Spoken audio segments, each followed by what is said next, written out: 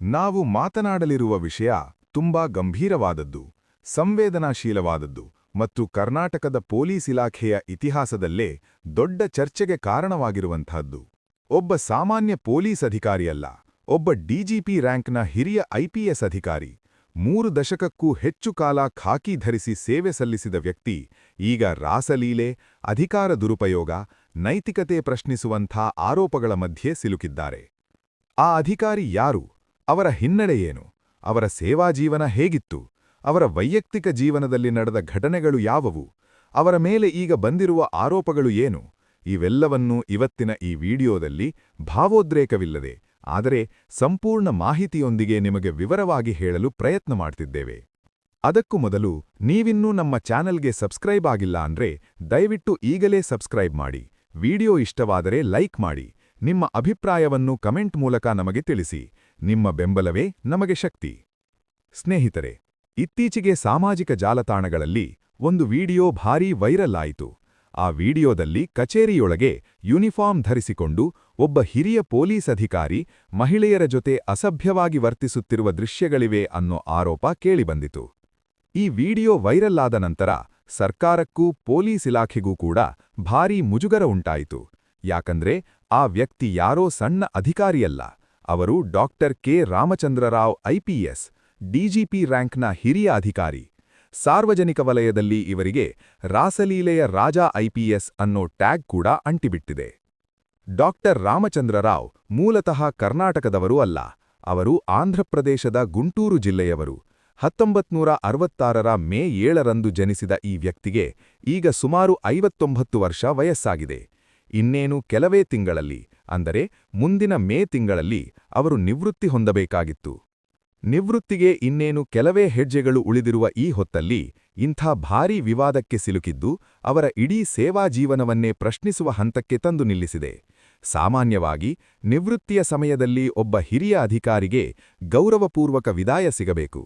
ಆದರೆ ಇಲ್ಲಿ ಗೌರವದ ಬದಲು ಅವಮಾನ, ಪ್ರಶಂಸೆಯ ಬದಲು ಪ್ರಶ್ನೆಗಳು ಎದುರಾಗಿವೆ. ವಿದ್ಯಾಭ್ಯಾಸದ ವಿಚಾರಕ್ಕೆ ಬಂದರೆ ರಾಮಚಂದ್ರರಾವ್ ಯಾವುದೇ ಸಾಮಾನ್ಯ ಹಿನ್ನೆಲೆಯ ವ್ಯಕ್ತಿಯಲ್ಲ. ಅವರು ಉನ್ನತ ಮಟ್ಟದ ಶಿಕ್ಷಣ ಪಡೆದವರು. ಎಂಎಸ್ಸಿ ಪದವಿ ಜೊತೆಗೆ ಪಿಎಚ್ಡಿ ಪದವಿಯನ್ನೂ ಪಡೆದಿದ್ದಾರೆ. ಅಂದರೆ ಬೌದ್ಧಿಕವಾಗಿ, ಅಕಾಡೆಮಿಕ್ ದೃಷ್ಟಿಯಿಂದ ಅವರು ಬಲವಾದ ಹಿನ್ನೆಲೆ ಹೊಂದಿರುವ ವ್ಯಕ್ತಿ. 1993ರಲ್ಲಿ ಯುಪಿಎಸ್ಸಿ ಸಿವಿಲ್ ಸರ್ವೀಸ್ ಪರೀಕ್ಷೆ ಬರೆದು ಯಶಸ್ವಿಯಾಗಿ ಪಾಸಾದರು. 1994ರಲ್ಲಿ ಕರ್ನಾಟಕ ಕೇಡರ್ ಐಪಿಎಸ್ ಅಧಿಕಾರಿಯಾಗಿ ನೇಮಕಗೊಂಡು ತಮ್ಮ ಖಾಕಿ ಜೀವನವನ್ನು ಆರಂಭಿಸಿದರು. ಅಂದಿನಿಂದ ಇಂದಿನವರೆಗೂ ಸುಮಾರು 31 ವರ್ಷಗಳ ಕಾಲ ಪೊಲೀಸ್ ಇಲಾಖೆಯಲ್ಲಿ ಸೇವೆ ಸಲ್ಲಿಸಿದ್ದಾರೆ. ಈ 31 ವರ್ಷಗಳ ಅವಧಿಯಲ್ಲಿ ಅವರು ರಾಜ್ಯದ ಹಲವಾರು ಪ್ರಮುಖ ಭಾಗಗಳಲ್ಲಿ ಕೆಲಸ ಮಾಡಿದ್ದಾರೆ. ದಾವಣಗೆರೆ, ಮೈಸೂರು, ವಿಜಯಪುರ, ಹುಬ್ಬಳ್ಳಿ, ಧಾರವಾಡ, ಬೆಂಗಳೂರು ಹೀಗೆ ರಾಜ್ಯದ ಬೇರೆ ಬೇರೆ ಜಿಲ್ಲೆಗಳಲ್ಲಿ ಬೇರೆ ಬೇರೆ ಹುದ್ದೆಗಳನ್ನು ನಿಭಾಯಿಸಿದ್ದಾರೆ. ಮೈಸೂರಿನಲ್ಲಿ ಐಜಿಪಿಯಾಗಿ ಕೆಲಸ ಮಾಡಿದ್ದಾರೆ. ಬೆಂಗಳೂರಿನ ಮೆಟ್ರೋಪಾಲಿಟನ್ ಟಾಸ್ಕ್ ಫೋರ್ಸ್ನ ಎಡಿಜಿಪಿಯಾಗಿ ಸೇವೆ ಸಲ್ಲಿಸಿದ್ದಾರೆ. ಕರ್ನಾಟಕ ರಾಜ್ಯ ಪೊಲೀಸ್ ವಸತಿ ಮತ್ತು ಮೂಲಸೌಕರ್ಯ ಅಭಿವೃದ್ಧಿ ನಿಗಮದ ಎಂಡಿಯಾಗಿಯೂ ಕೆಲಸ ಮಾಡಿದ ಅನುಭವ ಇವರಿಗಿದೆ. 2023ರ ಸೆಪ್ಟೆಂಬರ್ ತಿಂಗಳಲ್ಲಿ ಅವರಿಗೆ ಡಿಜಿಪಿ ರ್ಯಾಂಕ್ಗೆ ಪದೋನ್ನತಿ ಸಿಕ್ಕಿತು. ಸದ್ಯ ಅವರು ನಾಗರಿಕ ಹಕ್ಕು ಜಾರಿ ನಿರ್ದೇಶನಾಲಯದ ಡಿಜಿಪಿಯಾಗಿ ಕೆಲಸ ಮಾಡುತ್ತಿದ್ದರು. ಅಂದರೆ ಇದು ಸಣ್ಣ ಹುದ್ದೆಯ ಅಧಿಕಾರಿಯ ಕಥೆಯಲ್ಲ, ರಾಜ್ಯದ ಪೊಲೀಸ್ ವ್ಯವಸ್ಥೆಯಲ್ಲಿ ಅತ್ಯಂತ ಪ್ರಭಾವಶಾಲಿ ಹುದ್ದೆಗಳಲ್ಲಿ ಒಂದರಲ್ಲಿ ಕೂತಿದ್ದ ವ್ಯಕ್ತಿಯ ಕಥೆ. ವೃತ್ತಿಜೀವನದ ಜೊತೆಗೆ ಇವರ ವೈಯಕ್ತಿಕ ಜೀವನವೂ ಸಾಕಷ್ಟು ಚರ್ಚೆಗೆ ಕಾರಣವಾಗಿದೆ. ಡಾಕ್ಟರ್ ರಾಮಚಂದ್ರರಾವ್ 2 ಮದುವೆ ಮಾಡಿಕೊಂಡಿದ್ದಾರೆ.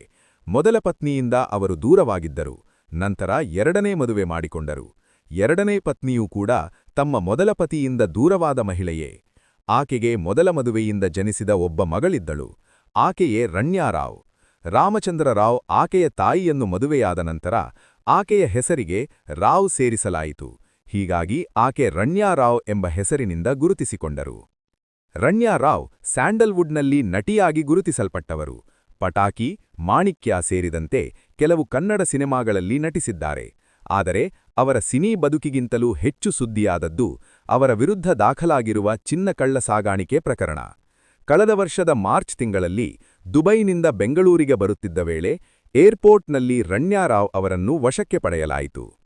ಮೊದಲಿಗೆ ಸುಮಾರು 14.2 ಕೆಜಿ ಚಿನ್ನವನ್ನು ಅಕ್ರಮವಾಗಿ ಸಾಗಿಸುತ್ತಿರುವ ಆರೋಪ ಕೇಳಿಬಂದಿತು. ನಂತರ ಮನೆ ಮೇಲೆ ದಾಳಿ ನಡೆದಾಗ ಅಧಿಕಾರಿಗಳು ಸುಮಾರು 2 ಕೋಟಿ ರೂಪಾಯಿಗೂ ಹೆಚ್ಚು ಮೌಲ್ಯದ ಚಿನ್ನ ಮತ್ತು 2,67,00,000 ರೂಪಾಯಿಗೂ ಹೆಚ್ಚು ನಗದನ್ನು ವಶಕ್ಕೆ ಪಡೆದರು. ತನಿಖೆ ಮುಂದುವರೆದಂತೆ ರಣ್ಯಾರಾವ್ ಒಟ್ಟಾರೆ ಸುಮಾರು 127 ಕೆಜಿ ಚಿನ್ನವನ್ನು ಕಳ್ಳಸಾಗಾಣಿಸಿದ್ದೆನ್ನುವ ಗಂಭೀರ ಆರೋಪಗಳು ಹೊರಬಂದವು. ಇದರ ಬೆನ್ನಲ್ಲೇ ಅವರಿಗೆ ಸುಮಾರು 102 ಕೋಟಿ ರೂಪಾಯಿಗಳಷ್ಟು ದಂಡ ವಿಧಿಸಲಾಯಿತು. ಸದ್ಯ ಅವರು 1 ವರ್ಷ ಜೈಲು ಶಿಕ್ಷೆಗೆ ಒಳಗಾಗಿ ಬೆಂಗಳೂರಿನ ಪರಪ್ಪರಾಗ್ರಹಾರ ಜೈಲಿನಲ್ಲಿ ಕಾಲ ಕಳೆಯುತ್ತಿದ್ದಾರೆ. ಈ ಪ್ರಕರಣದ ಸಂದರ್ಭದಲ್ಲಿ ರಾಮಚಂದ್ರ ರಾವ್ ತಮ್ಮ ಸಾಕು ಮಗಳಿಗೆ ಸಹಾಯ ಮಾಡಲು ಯತ್ನಿಸಿದ್ದಾರೆ ಎನ್ನುವ ಆರೋಪಗಳು ಕೇಳಿಬಂದವು. ಈ ಆರೋಪಗಳ ಹಿನ್ನೆಲೆಯಲ್ಲಿ ಅವರನ್ನು ಕಡ್ಡಾಯ ರಜೆಗೆ ಕಳುಹಿಸಲಾಗಿತ್ತು. ನಂತರ ಕಳೆದ ಆಗಸ್ಟ್ ತಿಂಗಳಲ್ಲಿ ಅವರು ಮತ್ತೆ ಡ್ಯೂಟಿಗೆ ಹಾಜರಾದರು. ಆದರೆ ಇದು ಶಾಂತಿಯ ಆರಂಭವಾಗಿಲ್ಲ. ಯಾಕಂದ್ರೆ ಇತ್ತೀಚೆಗೆ ಕಚೇರಿಯಲ್ಲೇ ಮಹಿಳೆಯರ ಜೊತೆ ಅಸಭ್ಯವಾಗಿ ವರ್ತಿಸುತ್ತಿರುವ ವಿಡಿಯೋ ವೈರಲ್ ಆಗಿದ್ದು ಸರ್ಕಾರ ಮತ್ತೆ ತಕ್ಷಣ ಕ್ರಮ ಕೈಗೊಂಡಿದೆ. ರಾಮಚಂದ್ರ ರಾವ್ ಅವರನ್ನು ಅಮನ ಮಾಡಲಾಗಿದೆ. ಸದ್ಯ ಅವರು ತಲೆಮರೆಸಿಕೊಂಡಿದ್ದಾರೆ ಎನ್ನುವ ಮಾಹಿತಿಯೂ ಹೊರಬಂದಿದೆ. ತನಿಖೆ ನಡೆಯುತ್ತಿದೆ.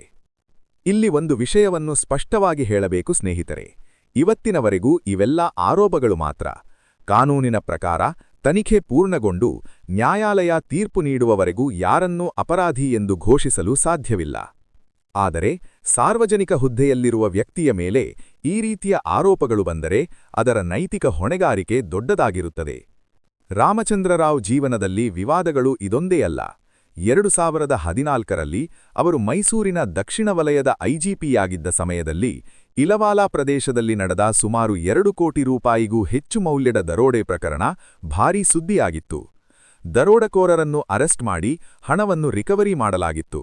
ಆದರೆ ಆ ಹಣವನ್ನು ದುರುಪಯೋಗ ಮಾಡಿದ್ದಾರೆ ಎನ್ನುವ ಆರೋಪ ರಾಮಚಂದ್ರ ರಾವ್ ಮೇಲೆ ಕೇಳಿಬಂದಿತ್ತು.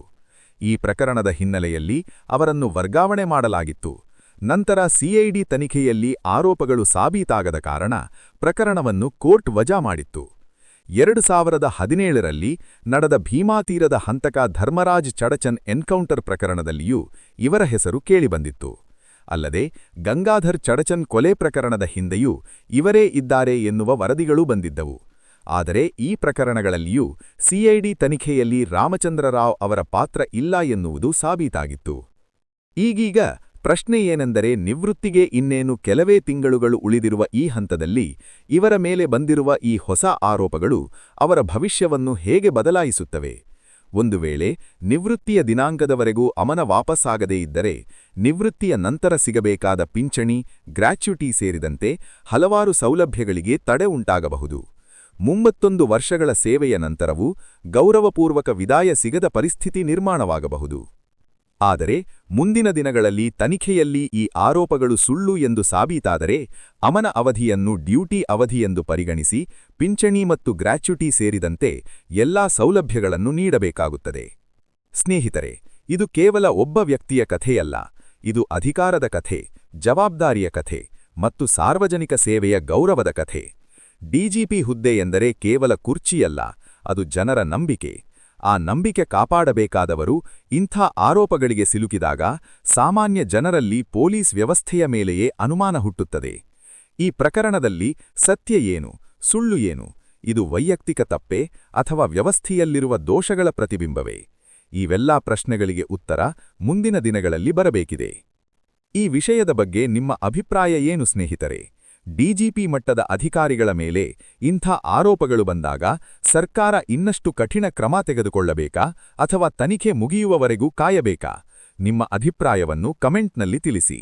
ಮತ್ತೆ ನೆನಪಿಸುತ್ತೀನಿ, ನೀವಿನ್ನೂ ನಮ್ಮ ಚಾನೆಲ್ಗೆ ಸಬ್ಸ್ಕ್ರೈಬ್ ಆಗಿಲ್ಲ ಅಂದ್ರೆ ಈಗಲೇ ಸಬ್ಸ್ಕ್ರೈಬ್ ಮಾಡಿ. ವಿಡಿಯೋ ಇಷ್ಟವಾದರೆ ಲೈಕ್ ಮಾಡಿ. ನಿಮ್ಮ ಅಭಿಪ್ರಾಯವನ್ನು ಕಮೆಂಟ್ ಮೂಲಕ ನಮಗೆ ತಿಳಿಸಿ. ನಿಮ್ಮ ಬೆಂಬಲವೇ ನಮಗೆ ಶಕ್ತಿ.